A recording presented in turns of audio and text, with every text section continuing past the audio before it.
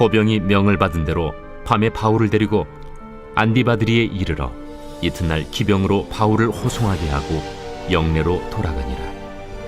그들이 가이사랴에 들어가서 편지를 총독에게 드리고 바울을 그 앞에 세우니 총독이 읽고 바울더러 어느 영지 사람이냐 물어 길리기아 사람인 줄 알고 이르되 너를 고발하는 사람들이 오거든 네 말을 들으리라 하고 헤롯 궁에 그를 지키라 명하니라.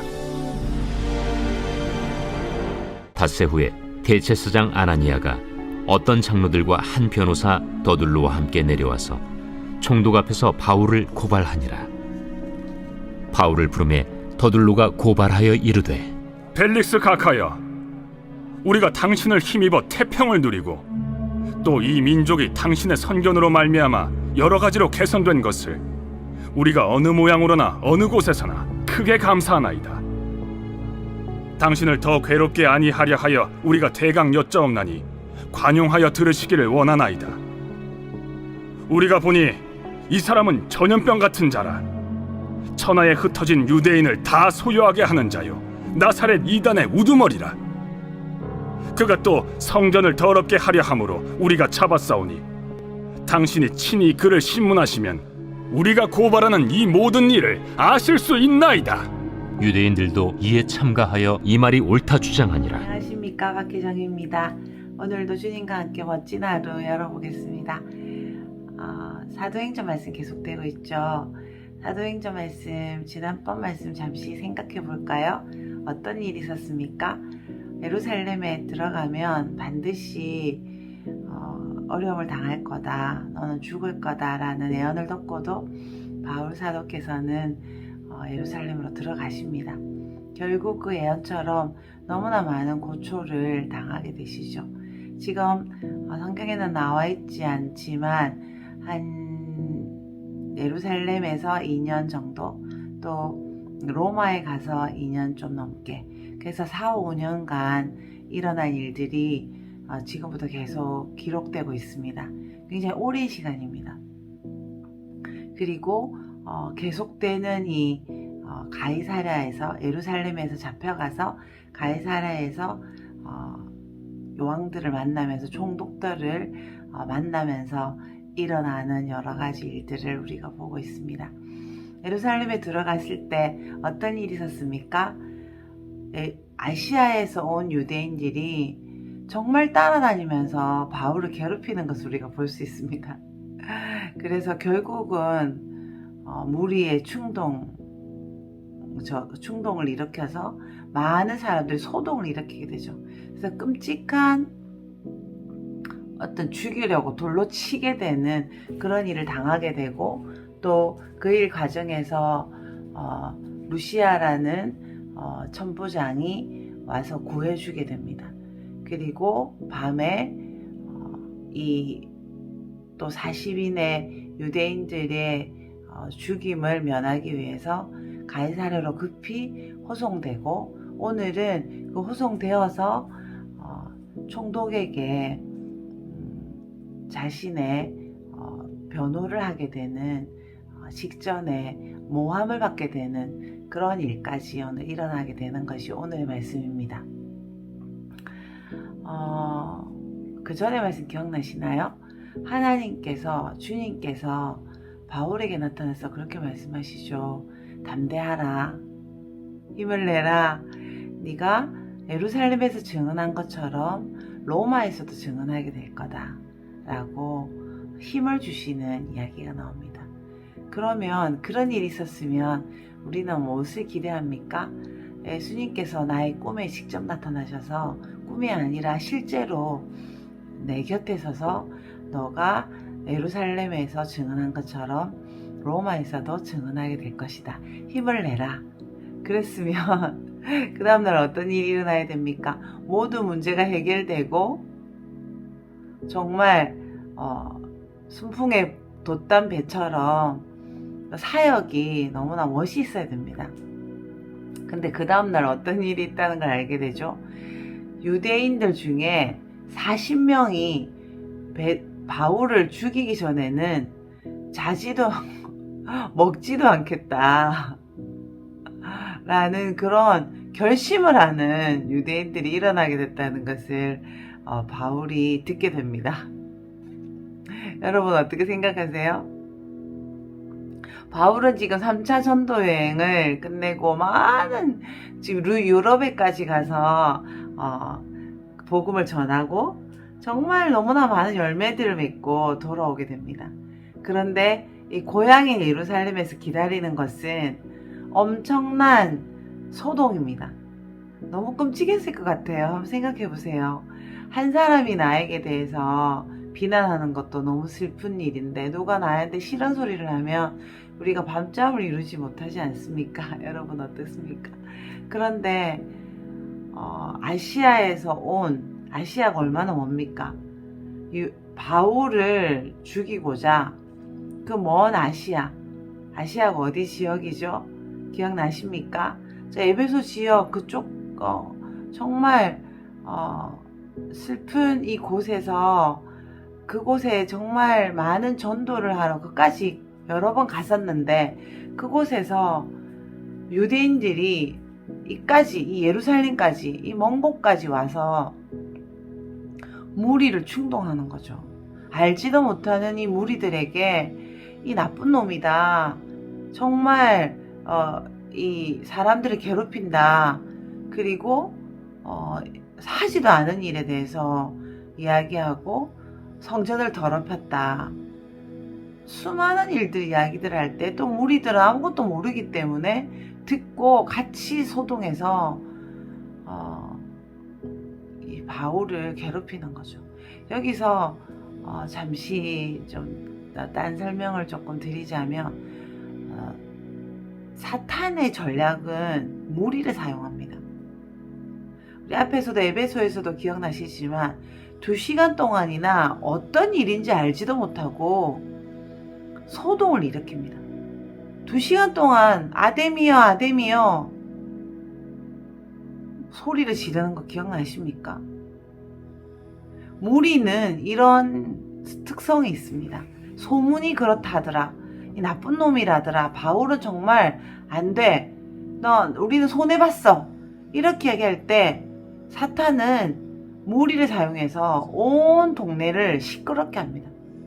그때 어떤 일이 있었죠? 그리고 소동 뒤에 또 그냥 헤어졌습니다. 해산했어요. 우리가 어떤 소문을 듣고 움직일 필요가 없다는 것을 오늘 기억하면 좋겠습니다. 우리도 무리 안에 들어가서 이 사탄의 전략에 휘말려서 소동을 일으킬 때가 종종 있습니다. 우리나라를 한번 보십시오. 또 세계를 한번 보십시오. 정말 소문의 소문을 카드라라는 누가 뭐라고 하더라라는 그런 사실도 확인이 되지 않은 이야기를 듣고 우리의 소중한 시간과 우리의 소중한 감정들을 사탄에게 이용당할 때가 너무나 많이 있습니다. 분노가 끓어오르고 서운한 마음이 자기 연민을 충동질해서 무리를 충동하는 사탄의 전략에 우리가 무리가 되어서 사용될 때가 또 많이 있을 것 같습니다. 그래서 어떤 소문을 듣거나 내 감정이 끌어오를 때 한번 살펴볼 필요가 있는 거죠. 이게 진짜 있었던 일인가? 내가 화를 내야 될 일인가? 내가 서운해야 될 일인가? 내가 여기에 너무했어 라고 이야기해야 될 일인가? 한번 생각해 볼 필요가 있습니다. 우리는 무조건 하나님 편에 서야 됩니다. 무리가 이렇게 이야기하더라도 정말 소동을 일으키더라도 하나님의 뜻은 끝까지 이루어지는 걸 우리가 볼 수 있습니다. 주님께서 바울 곁에 서서 네가 로마에 가서도 증언하여야 될 것이다 라고 말씀하셨고 그 일은 끝까지 이루어집니다. 그 다음 날 40명의 유대인들이 바울을 죽이기 전에는 먹지도 않을 것이다 라고 이야기했지만 결국 바울을 죽이지 못했습니다. 바울은 하나님의 뜻을 다 이루고 돌아가실 때가 되어서야 돌아갔다는 것을 우리가 기억해야 합니다. 할렐루야. 성경을 보실 때 우리도 성경을 보면서 이런 큐티가 참 좋지만 짧은 문장으로 이렇게 매일 이렇게 우리에게 주시는 말씀이 참 좋지만 우리가 성경을 바라보는 눈이 없을 때 아전인 수격으로 말씀을 해석하기가 참 좋습니다. 그래서 큐티의 맹점이 또 여기에 있거든요. 짧은 말씀을 우리가 매일매일 듣는 건 참 좋지만 성경을 통으로 전체적으로 바라보지 못할 때 이 말씀이 나에게 무엇을 주는지 갈급한 마음으로 받다 보니까 하나님이 주시는 전체적인 말씀을 보지 못하고 짧게 이 말씀을 내 마음대로 해석하게 되면 성경에서 주는 큰 틀을 보지 못하는 그런 오류를 범하게 될 수 있습니다. 그래서 전체적으로 하나님이 성경에서 우리에게 무엇을 말씀하시기 원하는지를 우리가 크게 볼 필요가 있습니다. 예를 들면 사도행전에서 우리에게 주시고자 하는 말씀은 무엇인가? 죄송합니다. 크게 생각해 볼 필요가 있는 거죠. 바울 사도의 이 삶을 통해서 우리에게 말씀하시고자 하는 것은 무엇인가? 생각을 큰 틀로 해둘 필요가 있습니다. 아까 조금 전에 말씀드린 것처럼 하나님께서는 바울에게 예루살렘에서 증인이 될 것을 이야기합니다. 그리고 로마에서도 내 말을 증거해 줄 것을 대해서 이야기합니다. 하나님은 죽은 자를 살리시는 분이시고 예수님을 죽은 자 가운데서 살리셨다. 그 하나님의 어떠함, 죽은 자도 살리시는 그 부활의 예수 그리스도, 그것이 바로 바울이 전하고 싶었던 복음의 기본적인 메시지였습니다. 어제 김혜찬 목사님께서 또 수요 말씀에서 전해주셨던 것처럼 회개하고 돌이켜서 죽은 자의 부활, 죽은 자도 살리시는 그 예수님의 생애에 알맞은 그런 삶을 사는 것이 바울의 고백이었고 또 우리의 고백이 되어야 된다라는 것입니다. 성경을 보시다 보면 참 의문이 있습니다. 좀 전에 제가 말씀드린 것처럼 금방 너가 증언해야 될 것이다. 내가 담대해라. 내가 너 옆에 있다. 라고 하셨으면 우리 문제가 해결되어야 되지 않습니까? 그런데 이 문제는 해결되지 않습니다. 문제는 해결되지 않고 문제를 해결할 힘을 주십니다. 바울은 옥에서 풀려난 것이 아니었습니다. 벨릭스 총독 앞에서 이야기를 했어야 됐고, 그리고 베스도 총독 앞에서 또 이야기를 했어야 됐고, 또 아그리빠 왕에게 대해서도 이야기해야 됐습니다. 그리고 또 로마에까지 가서 이 증인이 되어야 됐죠. 하나님의 관심은 우리의 삶에서 어떤 것에 있습니까? 성경을 보면서 우리의 삶이 편하고 잘 되는 것에도 하나님의 관심이 있으시지만 하나님의 복음이, 하나님의 말씀이 전해지는 것에 관심이 있으시다는 것을 볼 수 있습니다.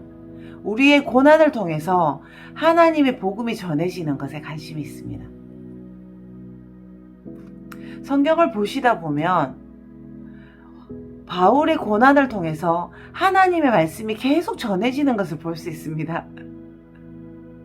우리는 영화를 많이 봐서인지 나의 삶이 이런 문제가 해결이 되고 하나님께서 나타나셔서 우리를 구해주시는 그런 어떤 마음을, 그런 소원을 우리가 가지고 있습니다. 바울도 영화처럼 여기서 구원을 받았으면 좋겠다는 마음이 있습니다. 그런데 이 40인의 유대인들이 망하게 되고 바울은 극적으로 이 감옥에서 탈출하게 되는 것, 그것을 우리가 기다리고 있습니다. 그렇지만 하나님께서는 그렇게 일을 하시지 않는다는 것을 오늘 말씀에서도 볼 수 있습니다. 우리의 삶 전반적인 목표가 무엇입니까? 하나님의 목적이 무엇입니까? 그것을 기억하는 것이 참 중요합니다. 지금 헤로단이 나오고 가이사라는 곳이 나오는데 이 시기에 이 가이사라는 굉장히 화려했습니다. 지금 이 궁전, 바울이 갇혔다는 헤롯 궁전도 너무나 화려했습니다. 헤롯 왕은 나쁜 왕처럼 지금 성경 말씀에는 기록되고 있지만 정말 머리가 좋은 왕이었어요. 건축의 귀재였습니다. 이스라엘에 가보시면 아시겠지만 바울이 세운 이 궁은 정말 너무 멋있었어요. 여름에 있는 궁은 요르단에 있었고요. 또 정말 너무나 아름다운 곳이었습니다. 이 가이사라의 조수 간만의 차를 이용해서 정말 아름다운 궁전을 짓고 너무나 무역을 잘하고 있는 곳이었습니다. 그렇지만 성경에서는 이것을 아름답다고 이야기하지 않습니다. 바울을 중심으로 기록하고 있죠.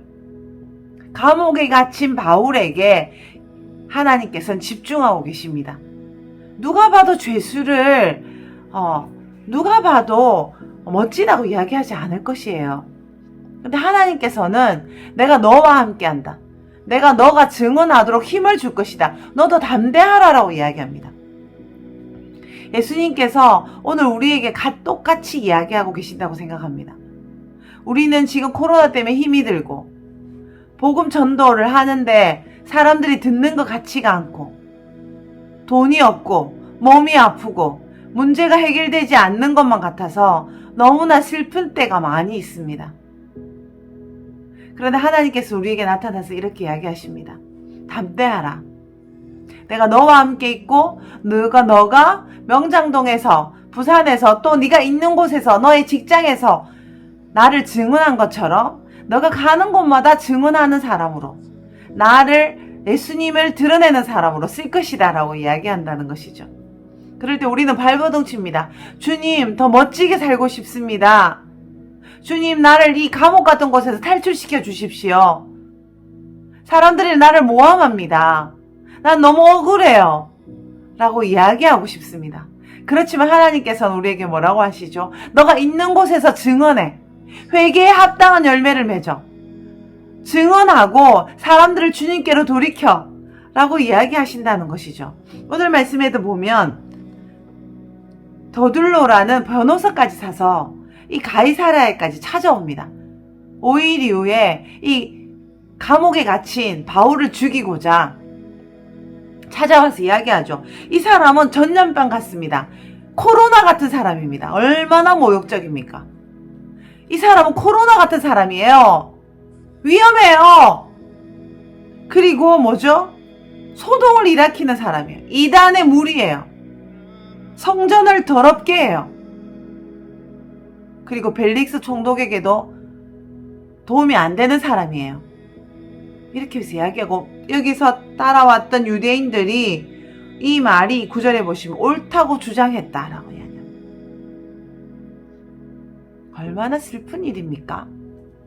여러분, 우리가 누구인가 우리에게 너가 정말 코로나 같은 인간이야 라고 이야기한다면 어떠시겠습니까? 이런 모욕과 모함을 받고도 바울은 얼굴색 하나 변하지 아니하고 내일 말씀에 보면 차근차근 변호합니다. 나는 그런 나쁜 짓을 하지 않았습니다. 그리고 예수님을 증거하죠. 아까 무리에 대해서 말씀드렸는데 내 안에 열받는 것이 가득하면 우리가 이런 어려움을 당할 때 내 감정 때문에 차분히 예수님을 전할 수가 없습니다. 그래서 우리 안에 있는 마음을 정리할 필요가 있습니다. 내 안에 있는 정리되지 못한 마음을 주님의 사랑으로 정리할 필요가 있는 이유는 무엇이냐면 무리를 충동하는 내 감정을 자극하는 일이 있을 때 이런 식으로 너는 코로나 같은 사람이야 라고 누군가가 우리를 비난할 때 그것을 복음 전하는 계기로 사용하려면 우리가 항상 정돈될 필요가 있습니다. 주님 안에서 주님이 아닌 것은 내 마음에서 항상 쫓아낼 필요가 있습니다. 그래서 여러분 기도문을 읽고 말씀을 읽으면서 우리의 마음을 정돈할 필요가 있습니다. 이런 기회가 우리에도 올 것입니다. 너가 코로나 같은 사람이야. 너는 안 돼. 라고 이야기할 때 아니고요. 나는 어째도 좋아요. 예수님이 증거되기를 원합니다. 라고 이야기할 기회를 잡을 필요가 있는 것이죠. 예루살렘으로 돌아와서 수많은 어려움을 당할 때 바울에게 어떤 기회가 주어집니까? 하나님을 전할 기회를 하나님이 주십니다. 어떤 기회였습니까? 무리를 충동했을 때 무리에게 말을 할 기회를 주셨죠. 그리고 또 오늘처럼 벨릭스 총독 앞에서 이야기할 기회를 주고요. 또 뒤에 말씀이 계속 이어지는데 또 베스도 총독과 아그리카 총독에게 이야기할 기회가 주어집니다. 우리의 삶은 이 하나님을 전할 기회로 계속 이루어집니다. 우리는 우리의 인생이 행복했으면 좋겠고, 우리가 이 모함에서 벗어나면 좋겠고, 우리가 정말 행복하게 사는 것에 우리의 목표를 계속 두게 됩니다.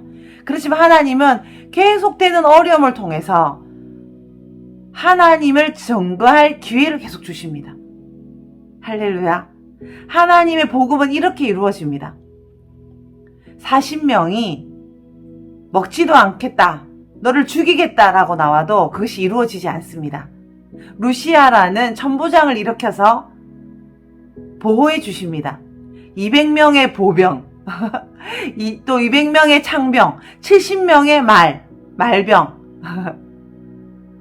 말병이라고 이야기해서 너무 죄송드립니다. 그리고 또 바울이 탈 수 있는 말까지 준비해 줍니다. 재정은 어떻게 사용됩니까? 로마의 루시아라는 사람을 통하여 바울을 보호할 수 있는 돈과 병력을 사용할 수 있는 기회까지 주십니다. 우리의 관심은 어디에 있어야 합니까? 돈을 버는 것에 있는 것이 아닙니다. 우리의 관심은 복음을 전하는 데 있어야 합니다. 내 삶을 통해서 내가 있는 곳에서 내 감정에 요동되지 않고 무리에 충동되지 않고 하나님의 복음을 어떻게 전할까? 내가 있는 곳에서 나에게 주신 하나님의 말씀을 어떻게 전할까? 어떻게 이분을 하나님의 사람으로 세울까? 그것이 우리의 목표가 되는 것이 바로 우리가 하나님의 주인공이 되는 방법입니다. 그렇게 되면 돈을 마음껏 쓸 수 있게 될 것입니다. 그렇게 되면 우리의 삶은 더욱 행복해질 것입니다. 바울이 이때 불행했을 것이라고 생각하십니까? 바울은 이때 참으로 행복했을 것입니다. 어느 때보다 더 고급 인력을 만날 수 있었고요. 어느 때보다 더 하나님을 많이 전할 수 있었습니다. 총독을 만날 수 있게 되는 것입니다. 할렐루야. 그리고 여기서 잠시 바울의 조카 이야기가 나오는데, 바울은 사실 예수님을 믿게 되면서 아마 문중에서 쫓겨났을 것입니다. 그런데 이 과정 속에서 3차 전도 여행을 끝날 시점에 바울의 누나인지 동생인지 여형제의 아들, 그 조카가 바울을 돕는 것을 우리가 또 볼 수 있습니다.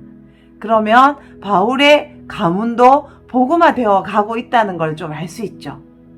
할렐루야. 바울은 고난당하고 있습니다. 바울은 정말 누가 봐도 배설물처럼 여김을 당하고 있습니다. 그런데 하나님의 일은 계속되고 있습니다. 바울의 기도는 응답되고 있고 사람들은 세워지고 있습니다. 여러분 힘드십니까? 지금 세상을 보면 소망이 없으십니까? 쫄지 맙시다. 주눅들지 맙시다. 담대하라. 내가 너와 함께하고 있다. 라고 하고 말씀하신 예수님의 음성을 들읍시다. 그리고 누가 봐도 총독이 더 멋있어 보이지만 하나님은 포로로 잡힌 이 바울 사도를 더 멋있게 보십니다. 더 아름답게 보시고요. 필요한 걸 제공하시고 아름다운 일들을 계속 만들어 가고 계십니다. 그리고 여러분, 아무도 듣지 않는 것 같으십니까? 우리의 외침을 아무도 듣지 않는 것 같으십니까? 쫄지 맙시다. 이때 분명히 들은 사람이 있을 것입니다. 총독이 듣지 않는 것 같고 무리가 듣지 않는 것 같고 대제사장이 이때 가장 실세입니다. 그리고 대제사장이 더둘로라는 변호사까지 사서 너는 코로나 같은 존재야 라고 욕하지만 그런 욕을 들을 때 우리 쫄지 맙시다. 내가 정말 인격이 나빠서 듣는 욕은 우리가 고쳐야 합니다. 우리의 인격을 바꿔야 됩니다. 그렇지만 내가 하나님의 사람을 세우기 위해서 하나님 앞에서 하나님의 말씀대로 살았을 때 듣는 고난과 고통, 그리고 내가 멋져 보이지 않는 이 바울과 같은 삶이 되었을 때 우리가 쫄지 맙시다. 담대히 말합시다. 예수님은 이런 분이야 라고 담대히 말합시다. 우리의 삶에 열매가 없어 보이고 내가 감옥에 갇힌 것 같은 내가 가난한 것만 같은 질병에 휩싸여 있을 때도 우리는 예수님께서 나와 함께 하신다 말씀을 붙잡으면서 담대히 말합시다. 할렐루야. 우리의 생각을 전환할 필요가 있습니다. 우리의 사고는 정말 찌들어 있습니다. 그런데 예수님께서 우리에게 말씀하시죠. 담대하라. 담대하라. 담대하라. 우리에게 말할 기회를 주실 때 우리가 담대히 나의 고생을 이야기하는 것이 아니라 나를 통해서 일하신 그 예수님을 증거하는 그런 귀한 삶이 되기를 원합니다. 할렐루야. 오늘도 쫄지 마시고 담대하라는 주님의 말씀을 들으면서 세상적인 가치관으로 사는 것이 아니라 나를 세상적인 가치관으로 바라보는 것이 아니라 하나님이 나를 붙잡고 계시는 지금 이 코로나 시기에도 이 어려운 시기에도 주님께서 일하고 계신 것을 믿으면서 우리가 담대히 나아가도록 하는 귀한 시간이 되기를 원합니다. 잠시 기도하시겠습니다. 주님 감사합니다. 오늘도 바울이 붙잡혔지만 하나님께서 일하고 계신 것을 보고 우리가 용기를 얻습니다. 우리는 정말 다른 사람들의 모함을 당합니다. 너는 코로나 같은 자야. 너를 힘들게. 너는 정말 되는 일이 없어. 너는 사고 치는 사람이야 라고 이야기할 때도 우리가 예수님을 바라보면서 용기를 얻습니다. 바울 사도를 바라보면서 용기를 얻습니다. 하나님, 우리를 통해서 일하시는 주님을 바라봅니다. 나는 정말 붙잡혀 있고 나는 감옥에 갇힌 것 같지만 하나님의 일은 계속되고 있습니다. 세상의 뉴스를 보면 우리는 소망이 없지만 하나님의 일은 계속되고 있는 것을 우리가 믿고 바라봅니다. 주님, 우리의 마음에 우리의 눈에 불을 켜워 주십시오. 하늘의 문이 열린 것을 보게 하여 주십시오. 주님, 우리는 날로 쪼그라들지만 주님의 복음은 쪼그라들지 않고 주님의 복음은 주님의 일은 계속되고 있는 것을 우리가 믿게 해주십시오. 주님 감사합니다. 우리의 어떠함과 상관없이 하나님의 일이 계속됨을 인하여 감사드리고 우리의 연약함과 상관없이 하나님은 일하고 계심을 인하여 감사드립니다.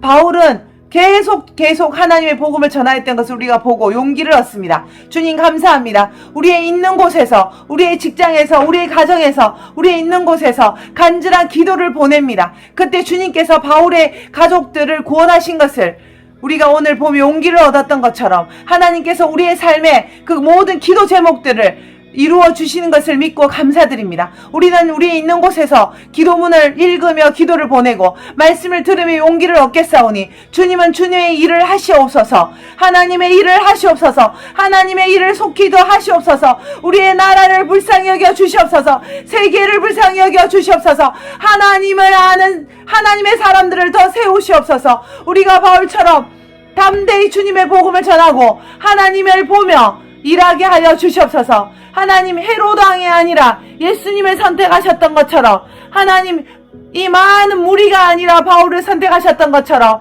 이 정말 우리의 이 작은 연약한 저희들을 선택하여 주시고 하나님의 복음을 위하여 사용하여 주시는 주님을 찬양합니다. 하나님, 우리의 사랑하는 가족들을 기억하여 주십시오. 부산을 기억하여 주시고 한국을 기억하여 주시고 온 세계를 기억하여 주시고 이 안에 있는 주님의 가족들을 기억하여 주시옵소서. 우리의 큰숙 가족을 주님 하나님 기억하여 주시옵소서. 예수님 이름으로 기도드렸습니다. 아멘. 감사합니다, 주님. 여러분, 사랑합니다. 간절한 기도를 보냅니다. 담대하십시다. 할렐루야.